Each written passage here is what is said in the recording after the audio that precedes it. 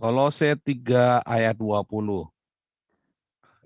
Kolose 3 ayat 20. Kolose 3 ya, ayat 20 ya Pak Paul ya. Ya, kita borong semua ayatnya ya. Ya borong aja. Kolose 3 ayat 20. Sampai habis ya Pak Paul. Kolose 3 ayat 20 ya. Ya. Hai Sampai habis anak-anak, ya. sampai habis ya. Hai anak-anak, taatilah orang tuamu dalam segala hal, karena itulah yang indah di dalam Tuhan. Hai bapak-bapak, janganlah sakiti hati anakmu, supaya jangan tawar hatinya. Hai hamba-hamba, taatilah Tuhanmu yang di dunia ini dalam segala hal, jangan hanya di hadapan mereka saja, untuk menyenangkan mereka, melainkan dengan tulus hati karena takut akan Tuhan. Apapun juga yang kamu perbuat, perbuatlah dengan segenap hatimu, seperti seperti untuk Tuhan dan bukan untuk manusia. Ya, cukup. Oke, Amsal 1 ayat 8. Terakhir. Oke Pak Maul. Amsal 1 ayat 8 Pak Paul ya. Ya. Amsal 1 ayat 8. Oke. Nasihat dan peringatan. Hai anakku, dengarkanlah didikan ayahmu dan jangan menyia-nyiakan ajaran ibumu. Ya. Sebab Cukup. karena Luar biasa. Terima kasih Bang Ardo. Wah, ya terima luar kasih Pak biasa. Paul. Hari ini tema kita adalah Pastor JPZ tidak berbakti pada ibundanya. Bang Ardo luar biasa ya. Terima kasih sudah membacakan. Sengaja kita bacakan semua ayat-ayatnya ini ya, supaya Anda tahu bahwa itu ada ditulis di Alkitab. Cuma ada yang menarik, kan saya sering mengajarkan bahwa Anda tidak perlu lagi melakukan apa yang dalam perjanjian lama secara hurufiah. Loh Pak, kalau gitu kita tidak perlu lagi menghormati orang tua. Lah, kan di perjanjian baru ditulis lagi bahwa kita selalu melakukan penghormatan kepada orang tua. Anggap ya. Jadi perjanjian lama udah kita nggak usah lakukan secara hurufiah lagi, tetapi kan di perjanjian baru ada kita disuruh menghormati orang tua. Ya kan?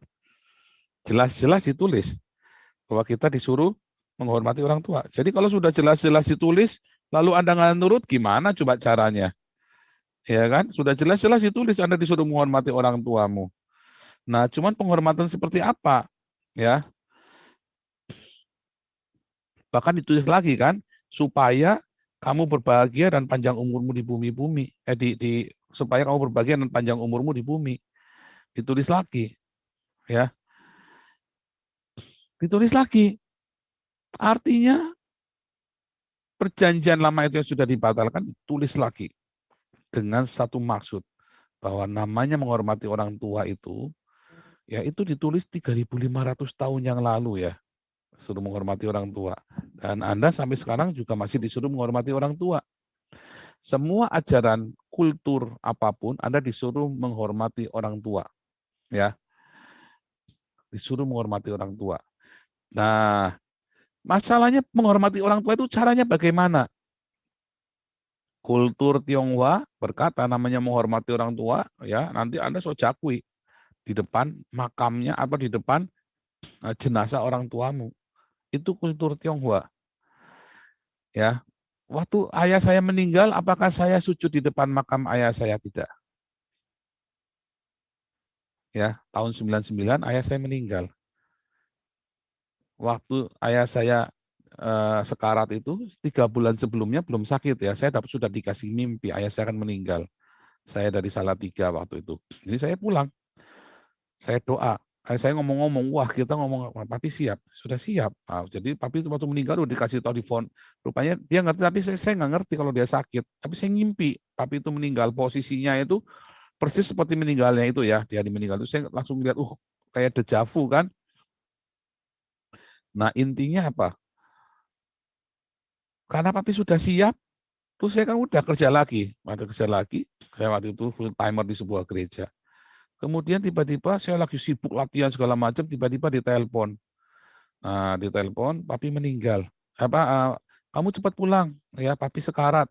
Saya sudah ngerti bahasa-bahasa begini ya, nggak asing buat saya. Orang saya kan sering namanya di gereja kan kita ngelayan beginian. Sebentar, saya nanya, sudah sekarat, sedang sekarat, atau sudah meninggal?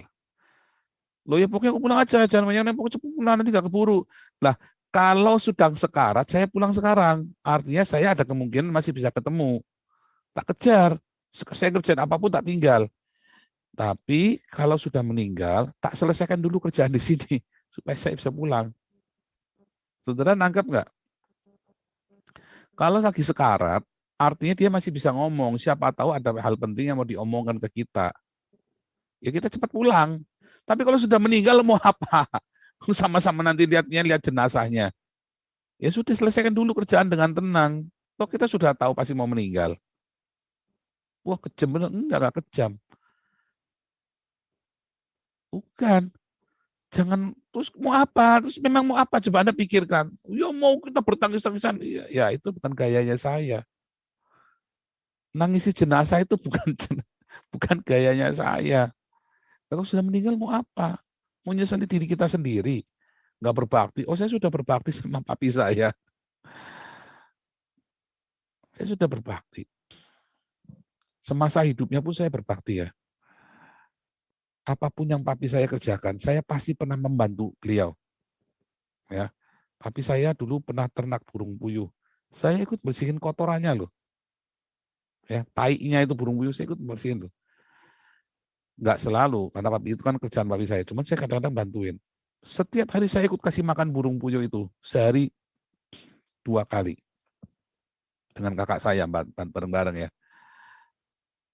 Waktu papi saya kerja, apa saja ya, termasuk kerja roti.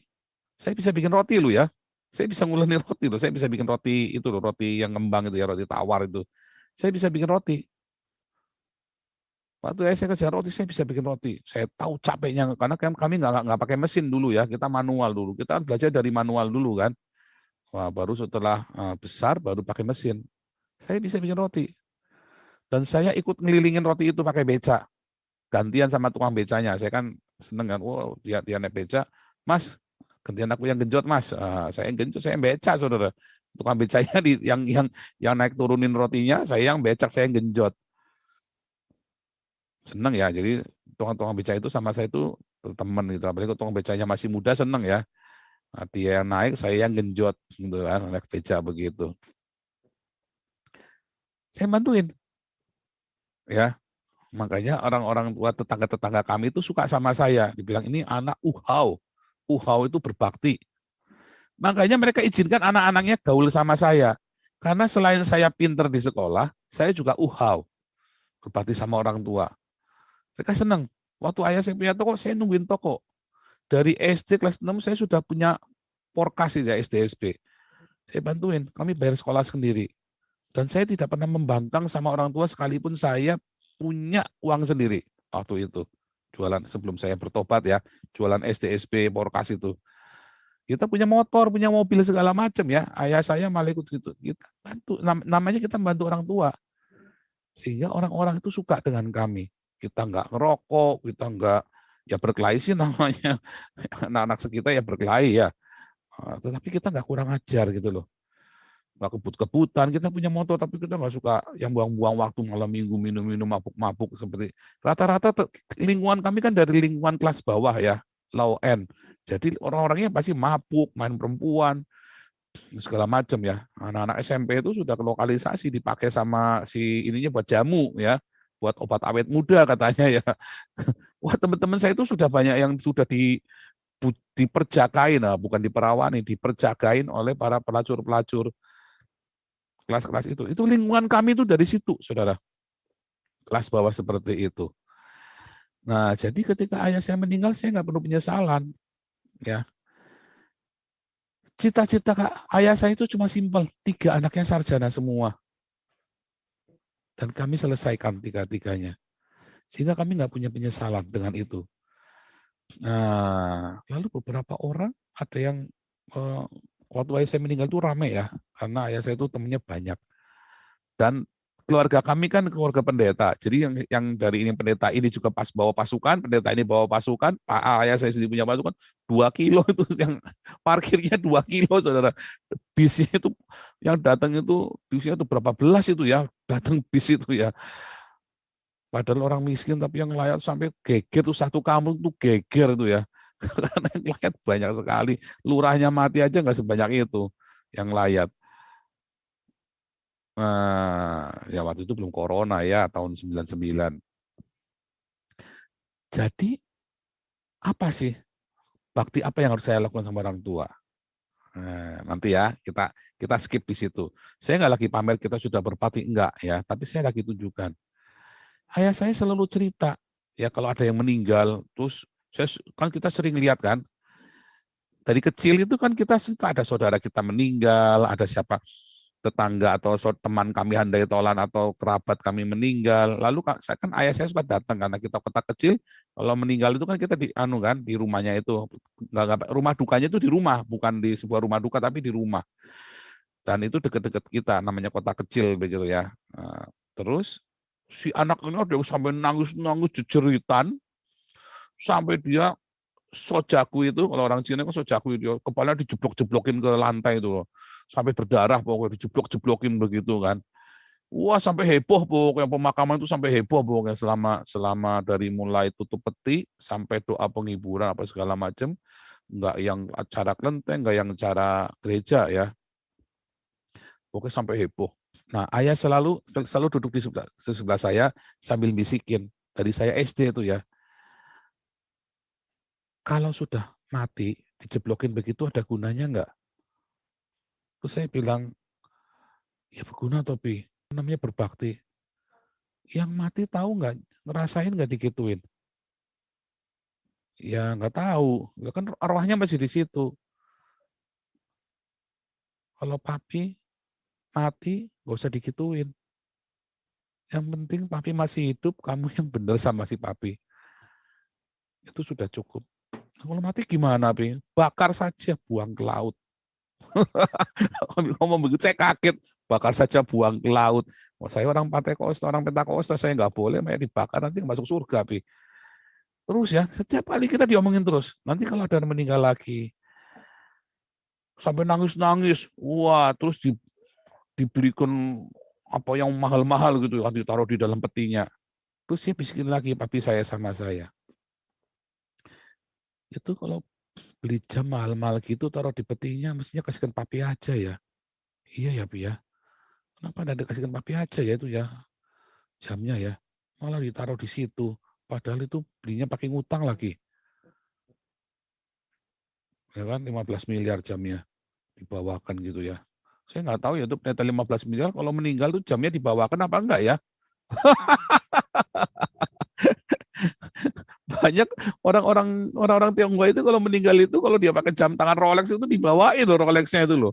Saya sampai jantenan jam tangan Rolex harga 1 M dibawain ke dalamnya, ini jam tangan 15 miliar dibawain enggak ya? Saya nggak tahu tuh.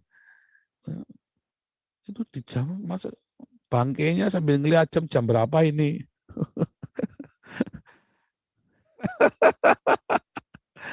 Saya bilang percuma. Ya nanti kalau papi mati semua barang-barangnya dibuang-buangin saja. Yang bagus ya dipakai kamu. Ya, nah itu satu. Jadi pelajaran berharga dari papi saya apa? Kalau kamu masih hidup, itu saatnya kamu berbakti sama orang tuamu. Jangan sudah mati kamu jejeritan, kejar-kejar, jejeritan, kejang-kejang, kejar-kejar, kejet-kejet. Nah, kalau kejar-kejar tadi bahasa Jerman kuno, kalau kejet-kejet itu bahasa Friesland kuno. Itu Pak Alengso yang tahu. Ya, kalau kejar-kejar itu Pak HW yang tahu. Jadi kalau masih hidup, itu saatnya kamu berbakti. Kamu mau senengin orang tuamu, ya sekarang masih hidup. Jangan kalau sudah mati. Semua pemberianmu itu nggak ada artinya kalau sudah mati. Kalau masih hidup, senengin orang tuamu. Bikin apa yang dia bikin senang. Jangan kalau sudah mati, nyesel-nyesel, minta ampun, goblok. Baru dibeli-beliin apa yang enak, yang apa segala macam. Ya, salah. Kultur Tionghoa mengajarkan kalau sudah mati, ya dibikinkan rumah-rumahan, mobil-mobilan yang bagus, dibakar supaya nyampe ke surga.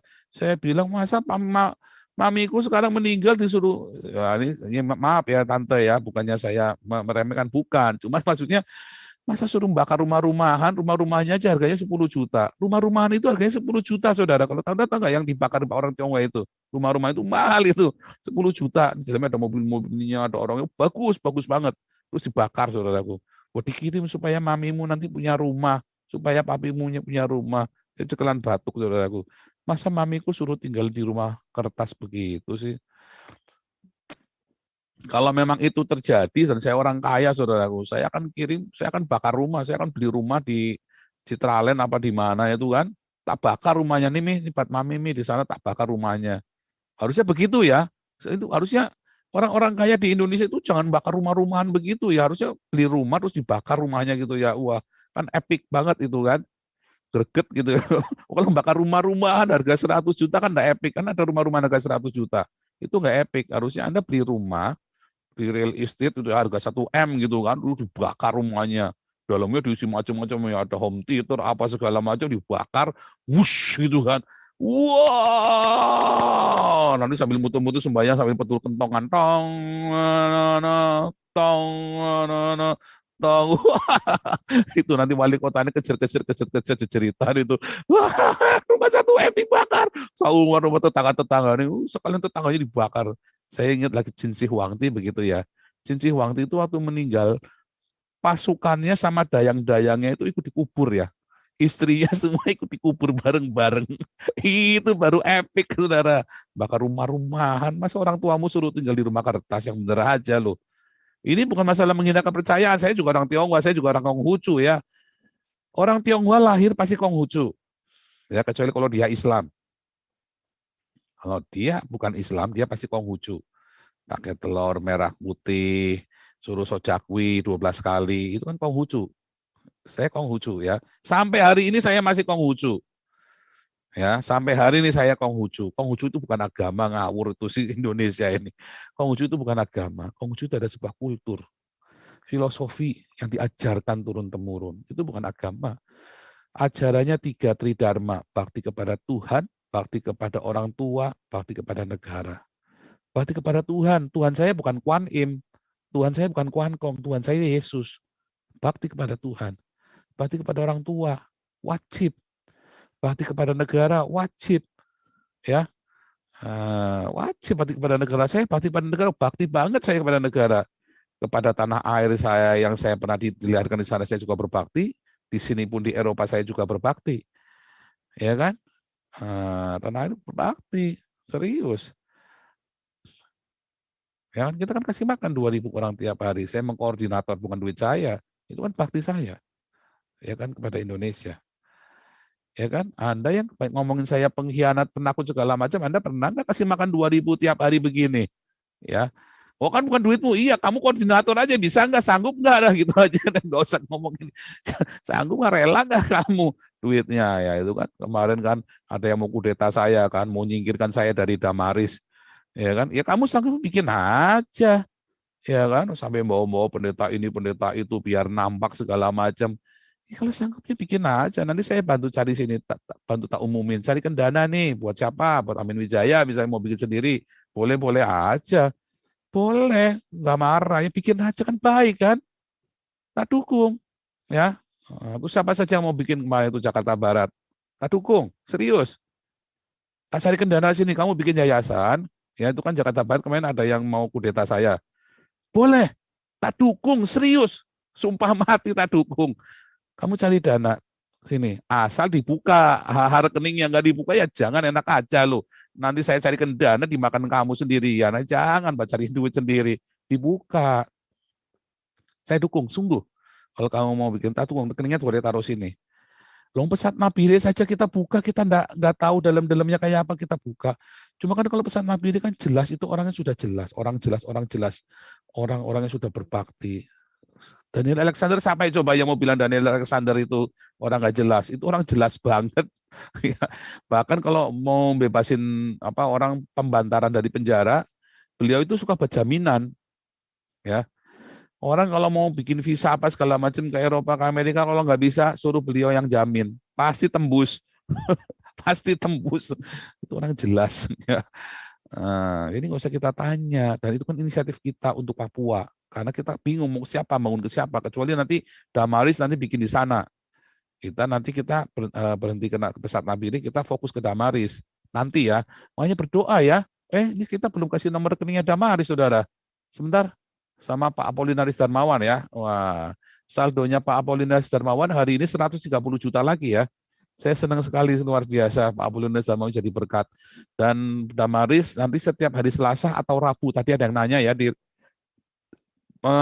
rekening dibuka setiap Selasa atau Rabu kalau ya rekening Damaris. Kalau Apolinaris Darmawan setiap hari Minggu. Habis ini kita buka rekeningnya Apolinaris Darmawan. Kalau Damaris Selasa atau Rabu.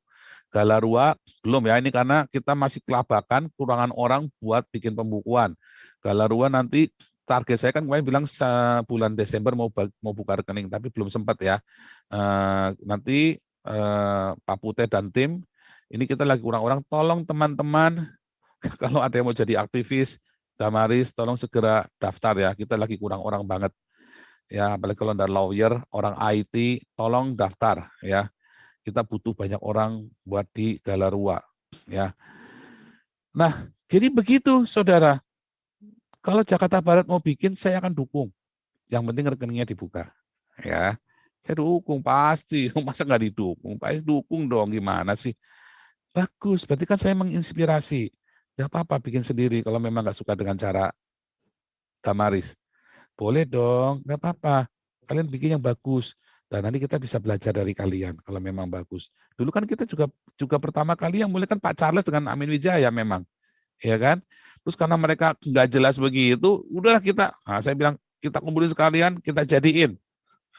Saya kan hanya mengkoordinir, hanya menginisiasi saja. Yang memulai kan dulu Pak Charles sama Pak Amin Wijaya, awal bareng kan. Pak Charles jalan kemana, ini jalan. Jadi waktu kita sering sharing di sini diakonia, rupanya Amin Wijaya langsung respon, Pak Charles langsung respon, langsung kita bikin jadinya. Loh, saya lihat ini udah jalan sendiri-sendiri, jalan 1 bulan kan, jalan seminggu atau 2 minggu itu ya. Saya langsung bilang, oke kita jalin aja yang benar, ya supaya jelas. Nah, kita bikin, kita koordinatornya Pak Charles, karena waktu itu Pak Charles yang lebih besar ininya kan. Kita bikin, jadi Damaris sekarang sudah kita kumpulin sudah 2.000 per hari ya, sudah 150.000 bungkus yang kita bagi. Begitu ya. Jadi kalau bikin nggak apa-apa. Jadi supaya jangan ribut, nggak usah ribut gitu loh. Ini kan duitnya Tuhan, bukan jangan berkat ini menjadi kutuk. Jangan, nggak usah ribut kan, kalian nggak rugi apa-apa. Boleh ikut, boleh enggak, kalian nggak rugi apa-apa. Nih Jakarta Barat ya, serius saya ngomong ya, kalian nggak rugi apa-apa. Kami juga nggak rugi apa-apa. Cuman kalau ribut jadi rugi nanti. Ngerti nggak? Kalau ribut jadi rugi. Pembukuan kan sudah ada. Tanya sama Ibu Joan, tanya sama ini ke rekening bank saya buka terus. Nah, jadi kalian rugi apa? Pertanyaannya kan kalian rugi apa? Rugi harga diri. Wah, kalian jangan jadi pengikut Kristus kalau rugi harga diri. Harga dirinya masih dicicil, belum lunas, nunggak lagi harga dirinya. Oh, karena Pak Paulin bekas penjahat. Ya kalau kamu nggak terima sama ikutan bekas penjahat, nyatanya dipakai Tuhan bekas penjahat ini. Bekas penjahat ini yang dipakai Tuhan buat ngasih makan 2.000 buat koordinator kalian. Loh kalau kalian nggak terima, kalian bikin sendiri nggak apa-apa kan boleh. Kan ada Saifuddin, ada Yosua Tewu kemarin kalian udah ajak-ajak. Boleh. Ikhlas. Oh banget. Justru kan memang tujuannya kita untuk menginspirasi orang banyak. Ya kan? Kalau memang ada pengurus Damaris yang di akta mau mendukung kalian, ya boleh. Emang duit kita dari pengurus, duit kita itu dari Tuhan Yesus. Pengurus ini karena saya lihat orang-orang ini orang-orang dipercaya, kita minta bantu untuk mengurus karena saya nggak bisa ngurusin sendiri. Begitu ya, ada Pak Ketua dan Ibu Ketua dengan tim-tim bendahara, ada sekretaris semua, itu semua karena saya nggak bisa ngurus sendiri. Itu semua kerja tim. Gitu. Jadi jangan khawatir. Kita dukung 100%. Pokoknya rekening dibuka, nggak dibuka ya jangan. Nanti jangan-jangan kita udah kumpul, nanti kayak kacel lagi duitnya nggak jelas. Ya kan? Jangan dong, kita kaca kayu gitu, duitnya nggak jelas, masih nuduh saya lagi ya kan, nuduh saya nilep lagi. Nah, duitnya kalian yang ngelola malah nuduhnya saya ya kan, kayak pengurusnya KC kan begitu kan, mereka yang ngelola yang dituduh saya, dituduh nilep, bingung juga, duitnya sama mereka, yang dituduh nilep saya, nah, kan, jangan juga, kita transparan aja, boleh ya, balik lagi.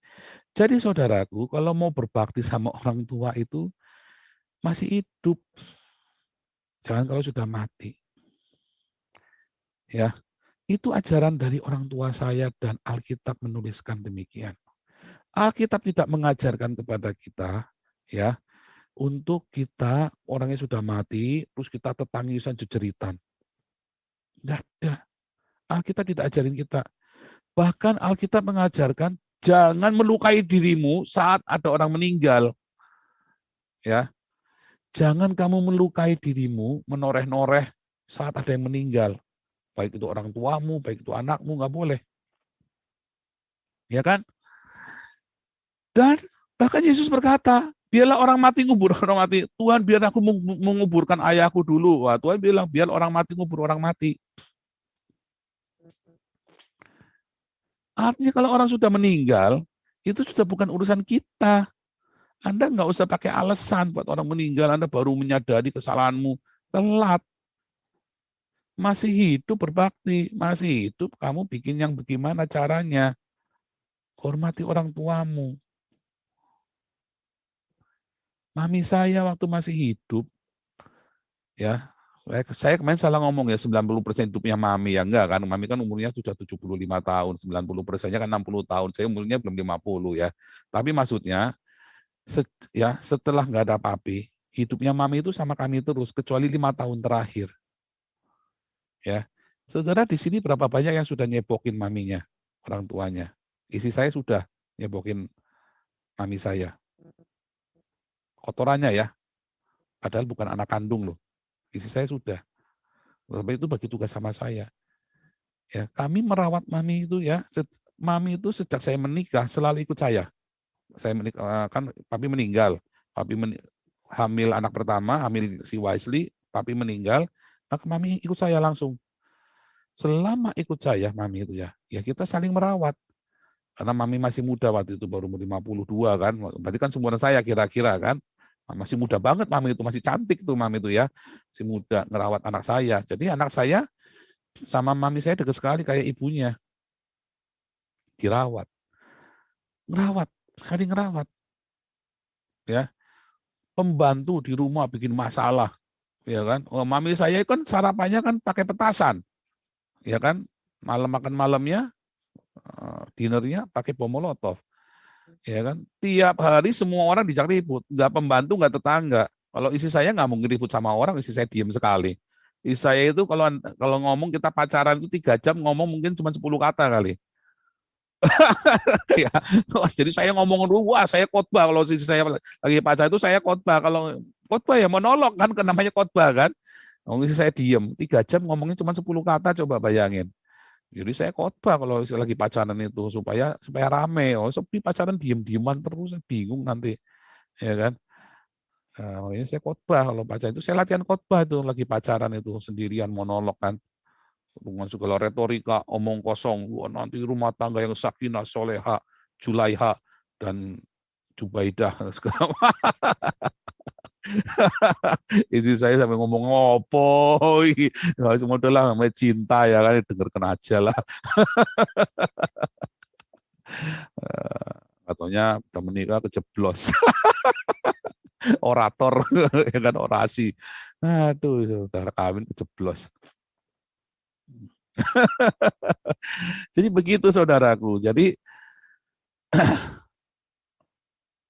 ketika masih hidupnya mami saya, kita bisa ngelawat. Ya, kalau pembantu bikin salah, kalau mami saya ributin pembantu, apa tetangga, siapa yang dibela? Ya mami saya lah. Ngapain saya belain pembantu? Ya kan, belum tentu dia juga ngomong benar. Sekalipun mami saya memang salah, ya tetap harus saya bela, itu mami saya kok. Wah, tapi pembantu langsung keluar, ya biar kamu mau keluar-keluar. Ini mami saya, kamu tuh siapa? kenal aja baru kemarin. Saya mah gitu ya. Puas saya kalau belain mami saya itu. Saya tahu mami saya tukang ribut pokoknya. Wah, dari zaman saya masih SD tuh, pokoknya ada orang apa, yuk ikut mami. Mana mi? Mau ngonjok itu, wah jalannya udah kayak orang sakti, udah pokoknya orang paling sakti satu kota kayak nggak ada lawan pokoknya. Udah ngonjokin datang ke rumahnya orang, wah dua dua dua kuburan kuburan kuburan, wah suruh mau satu kota dengar semua mami saya teriak. Saya sudah ngerti tabiatnya, pokoknya salah bener, pokoknya bener mami itu. Padahal salah banyak ngawurnya. Mami saya itu banyak ngawurnya ya. Eh, Mumpang jelek-jelek itu bukan, kita harus terima. Memang ada yang salah. Kenapa ya? Karena didikannya begitu semua namanya orang desa. Mami saya kan orang desa. Ya, nah terus sama tetangga punya ribut, sana sini ribut, sama pembantu ya ribut. Ya kita tetap belain mami. Coba kalau sudah nggak ada orang ini, mami nih ngawur, nah, kita omongin, tapi kita nggak maki-maki, cuman ngomongin aja. Nah, coba nih, terus pembantunya kita setengah tahun nggak ada pembantu di rumah. Wah, rempongnya minta ampun. Oh, maminya sambil ngeluh.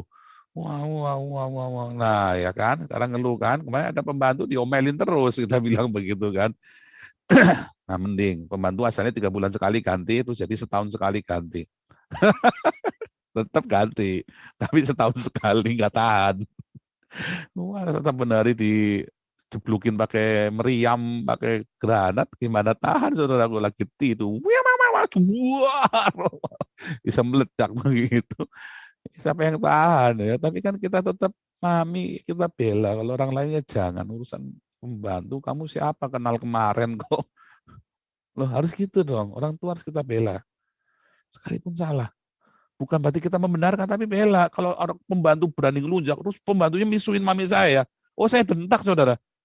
Saya bentak pembantunya. Udah ngajar berani misuin mamiku. Salah bener, pokoknya kamu diem. Itu ya, sampai pembantu itu sering kita ya ngasih ongkos 3 bulan gaji itu. Kita pecat langsung hari itu juga. Kamu sekarang pulang, beresin pakaianmu. Tak kasih 3 bulan gaji. Iya dong, kerja belum setahun. Tak bentak pembantunya serius, berani berani ngomelin mami saya, berani kalau ada pembantu berani bentak mami saya, oh saya omelin, saya bentak, saya suruh pulang. Hari itu juga nggak urusan, hari juga pulang sekarang. Serius ya. Gitu dong, pembantu. Repot, ya repot banget, banget repotnya banget. Gitu ya. Makanya ya, saudara, apa yang sudah lakukan buat ibumu? Ya, selama di Indonesia kami kalau di ketemu kami setiap Imlek kita sujud sojakui 12 kali.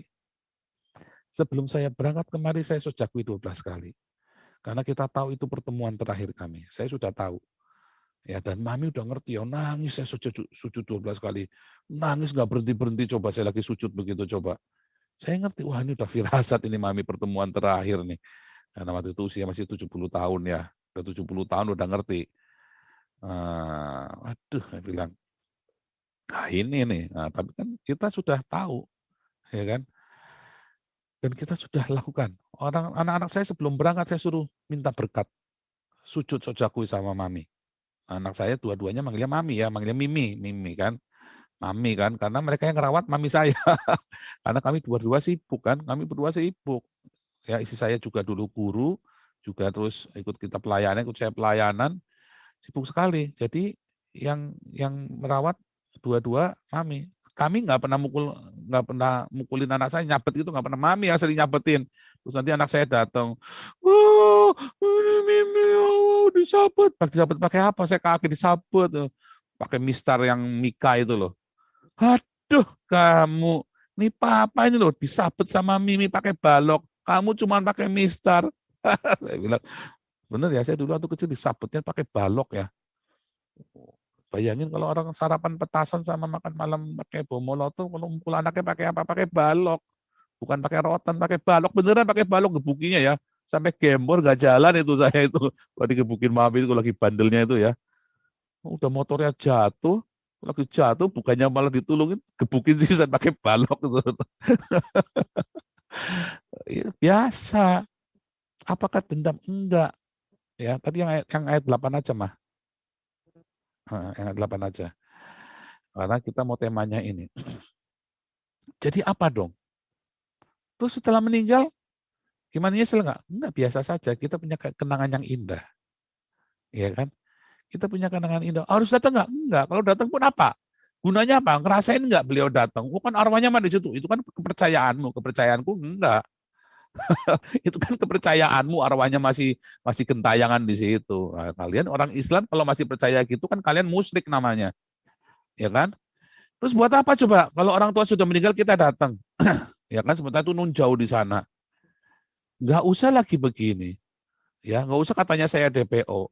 Kalau saya pulang ke Indonesia pun saya karantina 2 minggu. Ya kan? Bisa masuk langsung masuk nggak bisa. Kita yang di luar negeri, terus orang tua meninggal, ya kan karantina 2 minggu kan? Bisa nggak lihat jenazah? Nggak bisa. Dasar otaknya nggak dipakai nih orang-orang Islam ini. Otaknya nggak dipakai kalian. Goblok. Ya, ini kan kalian mau menghujat kan sebenarnya kan. Orang-orang Islam yang bilangin katanya saya anak nggak berbakti. Saya pulang aja sekarang nggak bisa, tetap nggak bisa tengok. Nggak ada masalah apapun nggak bisa tengok. 2 minggu karantina. Terus sudah masuk udah masuk tanah mami saya. Masa mau 2 minggu nungguin saya? Meninggal Sabtu, Selasa dimakamkan. Kalian orang Islam aja kan meninggal Sabtu, Sabtu juga dimakamkan. Terus kan kalian pulang keburu nggak? Nggak, terus lihat apanya? Ngeliat kuburannya doang. Terus buat apa kalau ngeliat kuburannya doang? Buat rasan-rasan goblok. Nah itu lah kamu. Karena kamu kebiasaan goblok itu tadi. Kalau saya enggak. Bakti saya lakukan supaya jangan nyesel. Saya tahu suatu ketika mami saya akan meninggal. Sebelum meninggal saya bakti hebat-hebat. Gila-gilaan saya berbakti sama orang tua. Bakti dong, apa ngerawat? Mami pengen apa, Mi? Wah, kalau saya punya duit mah, mau apa? Masih hidup. Tapi Mami selalu bilang, Mami nggak kepengen apa-apa. Mami pengen kamu tuh bahagia. Dan akhirnya demi Mami, ya kan, kalau kami lagi berantem, sudah tahu, kalau saya lagi, wah, saya masa-masa kegelapan kami 4 tahun ya kami berantem. Kalau saya sama Ana lagi berantem, Mami panggil itu ya anak-anak. Sini semua, kumpul. Dipeluk. Doa buat papa mama. Wah, anak saya nangis dua-duanya si Waisi sama Miracle. Oh, Tuhan Yesus, tolong Bapak Mama biar jangan bertengkar terus. Dipeluk sama mami saya. Doa, ayo doa semua dipeluk. Karena kan tiap hari sama kami kan mami kan. Jadi tahu semua. Mami hanya pengen kamu bahagia, jangan bertengkar. Ya kita berhenti bertengkar demi membahagiakan orang tua. Asalnya demi membahagiakan orang tua. Tapi terus kita kan cari tahu, kita kan nggak ngerti harus apa kan. Nah, mami sendiri tidak punya teladan yang baik, dia sendiri digebukin sama suaminya dulu, ya kan. Kita doa, mami puasa, tiap hari mami puasa buat kami. Coba bayangin, orang tua nih, si mami saya ini puasa tiap hari ya, sering puasa. Suatu ketika kami lagi bertengkar, lagi gila hebatnya itu ya, mami kena TBC. Wah, saya kaget sudah mami kena TBC. Waduh, mati ini. Untuk bayangannya jelek kan kena TBC itu kan. Wah ternyata boleh berobat 6 bulan nggak boleh putus. Tapi sembuh akhirnya ya. Lolos itu tuh tahun 2014 itu ya. 2012 sorry. 2012, 2013. 2013. Wah lolos untungnya sembuh ya. 10 tahun yang lalu itu. Jadi apa dong? Bagaimana Anda berbakti? Ya lagi masih hidup. Dengarkan nasihat orang tuamu. Dengarkan didikan ayahmu. Jangan sia-siakan ajaran ibumu. Jangan nanti sudah mati jejeritan terus Anda dibilang, oh saya mau berbakti pada orang tua. Telat. Lagi masih hidup. Kalian berbakti sama orang tua. Dengan cara Pak mendengarkan. Makanya saya bilang banyak pendeta-pendeta ngajari ngawur juga. Ya, orang tuamu masih hidup, tapi kamu bayar per bulan sama gereja, orang tuamu kemana-mana naik beca, sampai hujan-hujanan kalau ke gereja, sementara kamu, pendetamu, kamu entertain, bayar per bulan terus, karena gila-gilaan, padahal uang per puluhanmu itu bisa buat merawat orang tuamu. Geblek. Itu ayatnya tolong dicarikan yang kemarin di Markus berapa mah tuh. Yang jangan kasih ke gereja, jangan kasih ke rumah Tuhan. Sudah dikasihkan ke rumah Tuhan persembahannya itu sehingga nggak bisa buat merawat orang tua lagi. Banyak orang uangnya dikasihkan ke gereja, terus dia nggak bisa merawat orang tuanya, ya. Dan itu menjadi polemik sekarang ya. Saya kasih tahu Anda ya, kalau Anda bayar perempuan ke gereja orang tua mau nggak dirawat, Anda itu bangsat biadab. Serius. Anda uangnya kasih ke gereja, orang tuamu kapiran. Itu Anda bangsat biadab. Serius. Anda itu orang-orang terkutuk. Ya, yang kalau terkutuk orang kalau nggak ngerawat orang tuanya. Terkutuk, saudara. Yang benar aja loh. Hormatilah ibu bapamu supaya lanjut umurmu di bumi. Artinya supaya kamu diberkati. Kalau kamu tidak hormati, tidak memelihara orang tuamu, kamu terkutuk loh. Dibalik kan, diinversi kan, terkutuk berarti kamu. Jadi orang-orang yang serajin perpuluhan ke gereja, tapi orang tuanya kapiran, Anda terkutuk. Gereja tidak bisa tolong kamu. Ya, Tuhan pun tidak bisa tolong kamu. Katanya Tuhan mau bisa, iya kan Tuhan juga, aku sudah kasih aturan, kamu pelihara orang tuamu dulu, baru kamu kasih ke rumah Tuhan. Orang tuamu dulu diberesin. Jangan kamu mau sok-sokan mau kasih ke rumah Tuhan. Lagu. Jangan. Wih, kejem banget firmannya Pak. Iya memang. Kasih tahu kamu rahasia firman Tuhan kalau kamu pengen diberkati. Ya, kalau kamu pengen diberkati, rawat orang tuamu dulu. Nah itu kalau masih hidup. Jadi rawat orang tuamu dulu. Kasih makan yang enak. Ya, kalau dia butuh mobil, belikan mobil. Ya kan? Iya dong, jangan pendetamu dikasih mobil, orang tuamu pergi naik beca. Pendeta dikasih mobil, dibayar-bayari jajan, di apa orang tuamu dikapirna. Jangan. Rawat dulu secara materi. 2, ya, jangan orang tuamu dirawat biar sakit, dirawat biar rewel bawel, anggap itu surga. Wah, mami saya itu kalau ngamuk itu ya, kebun binatang sampai selangkangan keluar semua, saudaraku.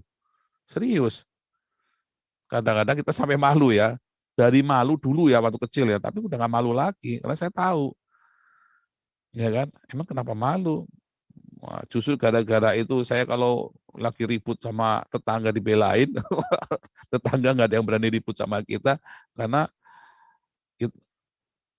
di rumah kita itu di depannya ada foto anjing gitu kan. Ditulisnya bawahnya awas yang punya galak. Bukan anjingnya galak tapi awas yang punya galak. Mami saya itu galaknya minta ampun. Jadi kita kalau ribut sama orang pokoknya ada mami tenang saja. Jadi saudara rawat, mami itu dirawat, lagi sakit dirawat. Jangan kasih orang, walaupun kasih orang, tapi sempatkan tanganmu buat membelai kepalanya. Sempatkan tanganmu, lenganmu untuk memeluknya, biar lagi sakit. Ya, sempatkan dong. Wah saya mah sudah, ya, saya sempatkan. Yang paling puas ya yang dapat rezekinya ya istri saya. Bahkan sudah nyebokin mami saya. Kotorannya itu yang bersihin istri saya. Ya, kita sudah bersihkan. Nah, itu Cina pengkhianat itu yang di grupnya Islam itu yang ngomongin saya katanya nggak berbakti, kamu sudah bikin apa sama orang tuamu? Ya ini sih nggak usah kamu jawab, kamu sih mau bohong juga bisa, ya kan? Nah, kamu sudah bikin apa? Kan kita balik kan pertanyaannya. Oh kalau istri saya ngerawat, ini banyak saksinya ya, banyak saksinya. Kakak-kakak saya pun di sini nggak bisa ngomong. Memang waktu sakit itu yang bersihkan kotorannya istri saya kok, ya kan? Ya sekarang kemarin kakak saya waktu yang bulan lalu sakit ya kakak saya yang rawat ya. Kita semua bertiga sudah sempat ngerawat ya. Kakak-kakak saya sudah sempat ngerawat semua mami saya. Jadi kita puas merawat mami. Kita lega. Ya kita nggak nyangka ya namanya semua kalau saya sudah tahu mami bakal meninggal cepat ya. Umur 75 ini tuh berapa bulan yang lalu. Aduh, ini asal bisa lewat aja ya saya bilang saya doa sama Tuhan 3 tahun dari Tuhan. Meninggalnya papi saya dan mami saya itu nggak ninggal keruwetan ya, meninggal juga gampang, nggak ruwet. Papi saya meninggal nggak meninggalkan masalah, mami saya meninggal nggak meninggalkan masalah, malah banyak jadi berkat buat kami. Satu, rawat secara materi. Penting. 2, jangan lupa sempatkan tanganmu buat merawat. Belai kepalanya, peluk. Ya kan? Peluk belai kepalanya. Kalau sempat Anda ikut nyepokin, kalau perlu ikut mandiin. Harus begitu. Walaupun ada orang lain, nggak apa-apa ikut bantu sekali-sekali.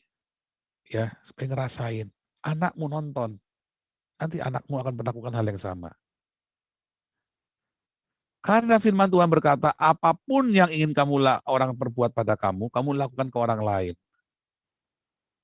Begitu ya. Itu jangan sudah mati Anda baru ditangis jeblok-jeblok ndak karu-karuan. Wah, baru Anda nangis di pusara ibunya. Wah, menangis bersimpuh ini berbakti menunjukkan gundulmu peang. Lagi masih hidup, ya kan? Kamu malah ngata-ngatain ya, orang tuamu kafir. Lagi hidup orang tuamu dikafir-kafirin. Ya, itu kan ajarannya kan. Bunuhlah orang tuanya kan. Orang tuanya dibunuh malah kan. Disuruh bunuh orang tuanya malah. Karena kafir. Itu kan ajaran-ajaran palsu dari agama. Yang satu, jangan kasih, yang penting perpuluhan di gereja. Orang tua nanti dirawat oleh Tuhan, gundulmu peang. Orang tuamu dirawat, gereja mah urusan nomor 27. Nomor 1, orang tuamu dulu sama anak-anakmu dirawat. 2, sempatkan tanganmu buat ngerawat orang tuamu. Ya, buat peluk orang tuamu. Ya kan, supaya dia merasakan masih hidup, kamu sudah mati orang tua, kamu mau sujud, mau kayak apa, nggak bisa. Gitu, ya. Ketiga, jangan pernah kamu memaki-maki orang tuamu, melaknat-laknati orang, mengkafir-kafirkan orang tuamu. Sakit, saudara. Sekalipun orang tuamu bukan Kristen, jangan dimaki-maki. Jangan kayak nabinya sebelah, orang tuanya malah dibilangin masuk neraka. Walaupun mungkin memang tidak sesuai dengan iman kita, ya jangan. Kita enggak ngerti. Emang yang punya neraka kita, yang punya surga kita. Ya kan? Jangan. Karena kekristenan itu tidak mengenal agama. Bahkan orang Konghucu, orang Buddha, orang Islam pun bisa masuk surga kalau dia percaya Yesus Kristus. Dan kita nggak tahu bagaimana ekspresi percaya dia. Ekspresi percaya itu bukan pergi ke gedung gereja batik Kristen, salah kamu. Nah, belajarlah di sini. Ya, orang ke gedung gereja belum tentu masuk surga. Orang pergi ke masjid belum tentu dia bukan Kristen. Orang pergi ke gereja belum tentu dia masuk surga. Orang yang pergi ke masjid belum tentu dia bukan Kristen. Ayo, Gus Dur itu adalah orang suci bagi saya, dan saya yakin Gus Dur ada di surga bersama Tuhan Yesus. Karena beliau mengakui Yesus adalah juru selamatnya. Beliau mengakui, ya, dan bahkan melakukan apa yang Tuhan perintahkan. Beliau rela dipermalukan, menaruhkan harga dirinya demi membela rakyat kecil, orang tertindas. Karena jalan Tuhan Yesus. Nah, gitu, ya. Apakah Gus Dur lebih baik dari saya? Belum tentu. Kan saya bilang, kalau ada orang Islam yang ngaku Islam, sebab Gus Dur itu kalau sudah mengaku Yesus juru selamat, dia bukan Islam lagi, ya kan? Nah, jadi taruhan buat Gus Dur nggak berlaku. Nah, yang terakhir, bagaimana kalau sudah meninggal? Nah, tadi kan pertanyaan Pak Siliwangi tadi belum saya jawab. Kalau sudah meninggal orang tua kita gimana dong, Pak? Ya, kalau sudah meninggal, lihat Amsal 1 ayat 8, hai anakku, dengarlah didikan ayahmu, jangan menyia-nyiakan ajaran ibumu. Bagaimana kita berbakti pada orang tua kita kalau mereka sudah meninggal? Ajarannya kita hidupkan, didikannya kita ingat-ingat. Itulah rohnya yang bersama dengan kita. Ya, ajaran dari orang tua kita. Ya, didikannya itu yang kita ingat-ingat. Karena ajaran dan didikan orang tua kita itu yang membuat kita ada sekarang ini. Ada banyak yang salah nggak pendapatnya mereka? Opini, oh banyak. Tetapi didikan yang paling penting. Ajaran yang paling penting dalam mereka adalah ketika mereka memeluk kita, ketika mereka mengajarkan kepada kita untuk mengasihi, ketika mereka mengajarkan kepada kita untuk sayang sama saudara-saudara kita. Minimum kan itu. Nggak ada orang tua bilang, itu adikmu nggak benar, bunuh saja itu adikmu. Nah, kalau ada orang tua gitu, orang tua geblek, ya jangan dilakukan. Tetapi dalam arti apa? Secara umum, orang tua ingin anak-anaknya hidup rukun. Saya mah dari dulu kalau kita ada berkat gitu ya, kakak beradik kita ya, saya bilang, loh, Koko butuh nggak? Butuh. Ya, Koko aja pakai. Loh, kamu kan butuh juga. Butuh. Tapi Koko lebih butuh, pakai dulu, nanti kasih ke saya kalau sudah sisa. Kita selalu begitu. Nggak pernah berebut. Kami itu bertiga nggak pernah berebut ya. Berantem pernah. Oh, saya pernah berkelahi sama kakak saya. Wah, saya berkelahi sama kakak saya, yang dimarahin bukan kakak saya yang dimarahi, saudara. Gara-gara saya yang memulai kan. Dipanggil sama papi saya yang dimarahi. Nggak boleh. Itu cuma sekali aja ya berkelahi sama kakak saya. Nah, ketika kita diajari untuk saling mengasihi, minimum itu, saudara. Mazmur 133. Ya, sungguh betapa indahnya dan eloknya bila saudara-saudara yang duduk rukun bersama. Itulah ajaran didikan ayah kita. Kalau ibu saya simpel, nak, kamu jangan pergi ke perempuan-perempuan nggak bener. Saya diajari sampai ya, waktu masih saya SMP, SMA, kalau kamu lihat ada wanita muda, kelihatannya masih muda, tapi sikutnya sudah berkerut, kamu jangan sama dia. Itu sudah tua, dia bilang begitu. Kelihatannya mukanya muda. Sampai diajari begitu ya, jangan mau sama tante-tante, nanti kamu tua sebelum waktunya. Wah, ditakut-takuti sama mami saya. Supaya saya nikah benar, normal. Ya, ayah saya itu yang bisa menerima pelacur datang ke rumah main, apa kita duduk sama-sama. Kita nggak masalah, walaupun kita tahu dia pelacur profesinya. Ya, tapi karena kami tinggal di lingkungan itu, ya mau pelacur, mau preman, mau pejabat, mau pendeta suka datang ke rumah. Ya kita makan sama-sama. Dan kita tidak memandang rendah perempuan ini walaupun dia pelacur. Ajaran seperti itu ya. Jadi, tapi ibu saya hati-hati, wah nggak suka, kamu jangan deket-deket orang itu. Nanti kamu terpengaruh. Diajari. Nah itu baik. Ya, jangan sia-siakan ajaran ibumu. Ibu itu mengajarkan pada saya untuk jangan deket-deket sama perempuan-perempuan nggak baik. Dan diajarin. Jangan sia-siakan. Apa ajaran ayahmu? Apa ajaran ibumu? Ada satu intisari dalam ajaran keluargamu pasti. Keluargamu. Bukan masalah prinsip. Oh, jangan pernah. Prinsip keluarga seringkali tidak sesuai dengan Alkitab. Jangan kamu pakai. Bukan prinsip, tapi ada ajaran, ada didikan. Apa ajaranmu?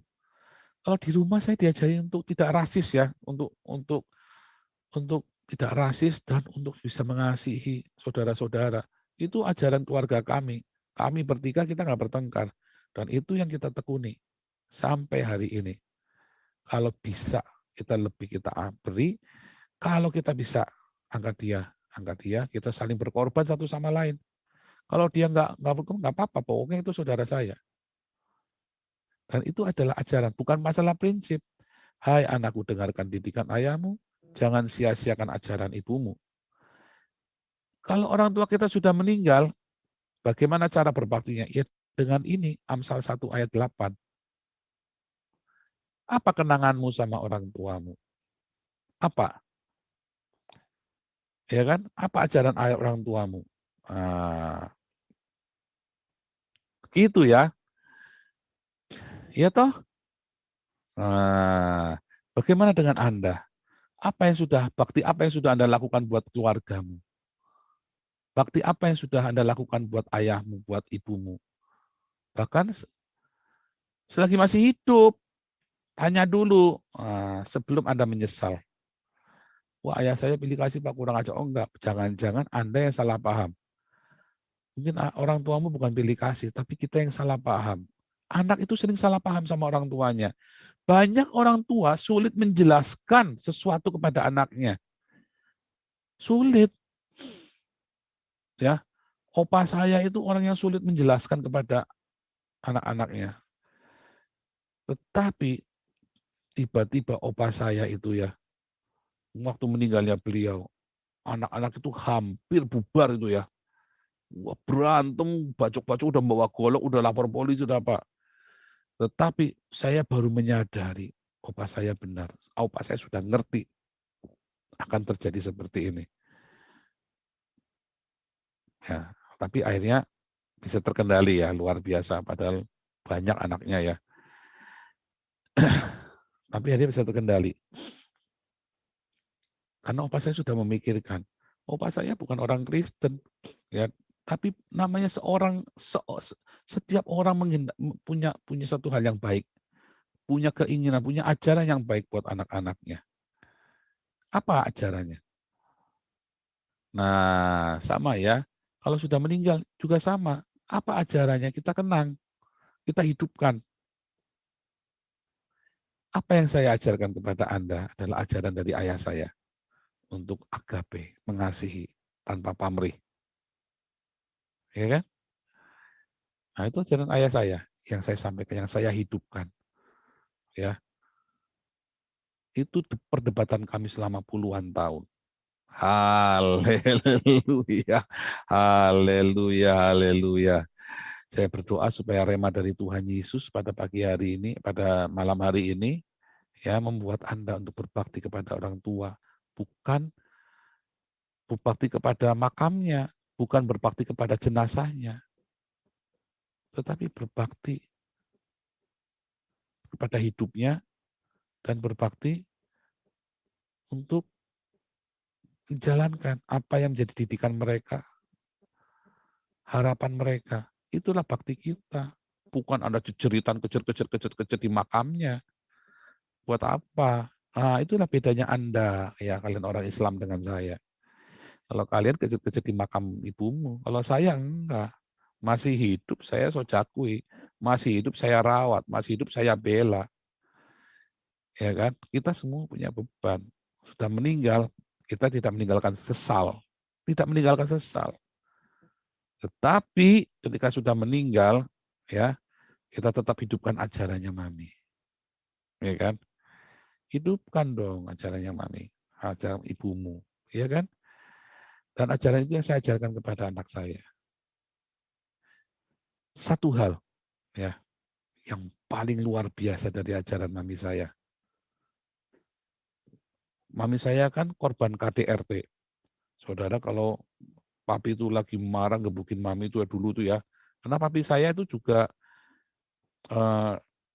punya teladan yang tidak baik lagi dari orang tuanya. Biasa ya, karena nggak berdamai. Karena nggak berdamai. Orang kalau nggak berdamai, papi saya berpikir dia lebih baik daripada orang tuanya. Oh enggak. Saya dulu berpikir lebih baik daripada papi saya. Oh enggak. Sampai saya berdamai, baru saya bisa memperbaiki kesalahan itu. Jadi papi saya di dalam ketidak kenaifannya, jadi saya paham sekali. Dia pukulin mami saya. Saya setiap kali saya pernah ya, papi saya itu lagi ngamuk sama mami saya. Saya SMA itu kelas 3 itu ya. Lagi ngamuk, wah, terus mami digebuk, dipukul gitu ya. Saya kaget gitu kan. Terus papi saya kaget itu, "Ugi, keluar kamu." Diusir gitu kan. Terus mami saya ganti pakaian, karena sambil nangis kan lama kan, orang ganti pakaian sambil nangis kan. Wah, terus papi saya masuk kamar, mami saya mau dihajar lagi. Oh, saya langsung meladu di tengahnya, saudaraku. Saya berantem sama papi saya. Bukan saya yang lawan, tetapi karena papi mau mukul mami. Oh, saya tangkis. Wah, saya kan belajar kungfu, yang ngajarin kungfu kan papi saya. Saya berkelahi sama gurunya sendiri. Ya kalah, saudara. Wah, sakit semua itu. Saya nggak, wah, lagi ngadepin nggak sakit. Besoknya baru sakit semua, badannya baru berasa sakit semua. Lagi malam itu mah nggak sakit. Cuma papi saya nyesel-nyesel itu ya, nyesel-nyesel dia. Rupanya nggak sadar dia waktu begitu, dia kayak orang apa itu, nggak sadar. Apa saya akan lebih baik dari papi saya? Enggak. Akhirnya saya pun KDRT kepada istri saya. Karena belum berdamai, sampai adik saya berdamai, saya baru ngerti. Tapi waktu itu ya, saya tanya sama mami, karena sering dipukulin. Tapi kalau mukulin mami itu sampai, kalau panci tembaga itu sampai bentuk tembaganya itu bentuk kepalanya mami itu ya. Saya bilang, "Mi, kenapa nggak mau dicerai aja tuh, Mi?" Saya nggak tahan ngeliatnya, kasihan gitu kan, tiap hari. Kakak saya mah cuma sebentar udah selesai. Saya sampai SMA kelas 3 saya nonton gitu. Kenapa nggak cerai sambil jalan ya, saya sambil bawa pakaian keluar dari rumah itu kan sambil nangis, mami jalan. Terus mami bilang sama saya, kalau saya cerai, nanti kamu cerai juga sama istri kamu. Saya cerai supaya kamu jangan cerai. Supaya kamu ingat, jangan pernah ceraikan istrimu. Sehebat apapun bencana, sehebat apapun masalah dalam hidupmu, jangan pernah ceraikan istrimu. Karena anak-anaknya laki-laki semua. Dan supaya kamu jangan perlakukan istrimu dengan tidak layak. Nah, ajaran itu saya ingat. Ya, jangan bercerai. Nah, ini saya buka rahasia, ini kan kemarin saya cerita nih, lagi ibadah penghiburan mami kan di Zoom. Ya. Waktu saya kan banyak teman-teman sahabat-sahabat wanita, sahabat ya baik semua kita. Nah, ada beberapa yang kita suka. Terus datang mami bilang, kalau mami lebih suka sama Ana, loh kenapa Mi? Karena orang tuanya nggak bercerai. Karena orang tuanya nggak bercerai. Oh sama, keluarganya istri saya juga sama ya. Mamanya Ana juga korban KDRT juga, tapi bertahan. Kenapa? Supaya jangan bercerai. Nanti anak-anakmu, dia punya teladan bagaimana cara bertahan. Dia punya teladan. Makanya, dan kita bersyukur. Sehingga kami juga sampai hari ini, kami sempat melewati masa yang mengerikan, 4 tahun ya. Kami melewati masa yang mengerikan, tapi kami tidak bercerai. Dan sekarang, wah indahnya luar biasa, lebih indah daripada waktu pacaran. Berkat ajaran, didikan, ajaran dari ibu saya, dan dari ibunya Ana. Jangan bercerai. Wah, simpel ya, jangan bercerai. Gimana caranya kamu aja dikebukin, kita pikir begitu. Kamu aja dikebukin begitu, gimana jangan cerai. Ya kita nggak ngerti waktu itu. Tapi kita berdoa dan akhirnya kita melewati. Dan indah. Semua berkat ajaran dari ayah dan ajaran dari ibu. Ya kan? Coba intisarikan, coba renungkan. Apa sih ajaran ayahmu? Apa sih ajaran ibumu? Yang esensial itu. Yang esensial. Coba renungkan. Nah, malam ini coba. Apa sih bakti kita kepada orang tua kita selama masih hidup? Coba renungkan deh Anda. Apakah Anda sudah peluk ibumu, ayahmu? Pernah nggak peluk? Malam ini peluk ya, kalau belum ya. Bilang, Papa, aku sayang kamu. Mama, aku sayang kamu. Pernah nggak? Wah, nggak pernah kan. Lupa ngomong begitu, udah kelamaan udah ngomong. Peluk. Bilang, aku sayang kamu. Kalau perlu, cuci kakinya. Mencuci kaki ibumu. Masih hidup, jangan sudah mati baru ceritan. Masih hidup kalau perlu. Sojakui. Sujud. Kalau kita orang Tionghoa sojakui ya 12 kali ya. Masih hidup, jangan sudah mati, Anda baru ceritan. Supaya mereka tunjukkan. Dan bukan cuma tunjukkan baktimu. Kamu bilang, aduh nak, itu kamu ampuni, itu adikmu itu loh sama kakakmu. Ampuni. Bukan karena adikmu itu orang baik, bukan karena kakakmu itu orang baik. Mereka memang bangsat. Mungkin ya, mungkin. Tapi dengarkanlah ibumu, dengarkanlah ayahmu. Itu permohonan mereka. Jangan-jangan hari ini mereka minta besok mati. Supaya kamu berdamai di depan mata orang tuamu. Itulah baktimu. Wah, nggak bisa duit saya 3M dimakan sama kakak saya, nggak ada pengampunan. Nggak bisa, langit dan bumi akan lenyap. Pokoknya dia kalau perlu masuk neraka. Oh jangan. Kamu mau bilang mau bakti sama orang tuamu. Bullshit. Papamu, mamamu bilang, ampuni nak, ampuni nak. Dengarkan, itulah baktimu pada orang tuamu. Ya kan?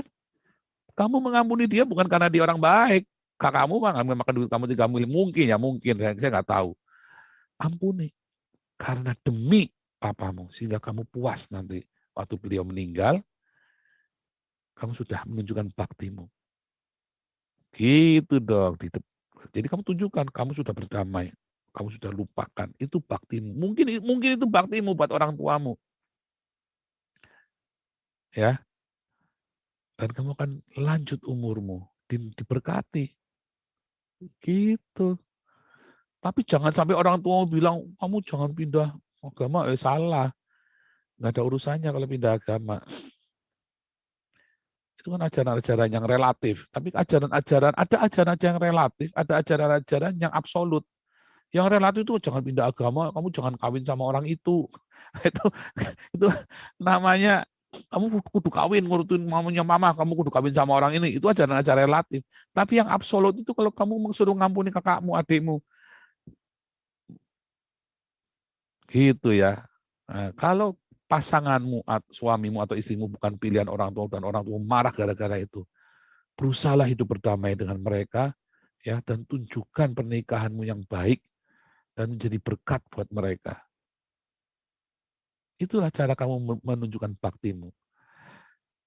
Ya, gitu ya. Wah, haleluya. Udah cukup ya. Nah, 1 jam. Tuhan Yesus memberkati. Kiranya rema dari Tuhan Yesus membuat Anda berbakti pada orang tua, bukan retorika. Ya, kalau orang tuamu sudah meninggal, bakti yang paling bisa kamu lakukan buat orang tuamu yang sudah meninggal itu adalah hiduplah rukun sama kakakmu sama adikmu. Saling tolong menolong. Itu kan bakti. Itulah bakti sama orang tua. Bukannya jejeritan di pusara ibumu. Itu nggak ada arti apa-apa. Itu cuma retorika doang. Perasaan supaya kamu jangan merasa bersalah. Makanya hidup itu jangan penuh retorika. Belajarlah dari saya. Hidupnya nggak pakai retorika. Ya, hidup rukun sama kakak adikmu. Itu adalah bakti kepada orang tuamu yang paling luar biasa. Wow. Hidup rukun sama kakak adikmu. Itu adalah bakti kepada orang tua yang paling top. Hidup rukun sama istrimu, sama suamimu, sama kakakmu, sama adikmu. Ya, itu adalah bakti kepada orang tua yang yang luar biasa. Itu namanya anak anak berbakti. Kalau orang tuamu sudah meninggal. Gitu ya. Haleluya. Tuhan Yesus memberkati.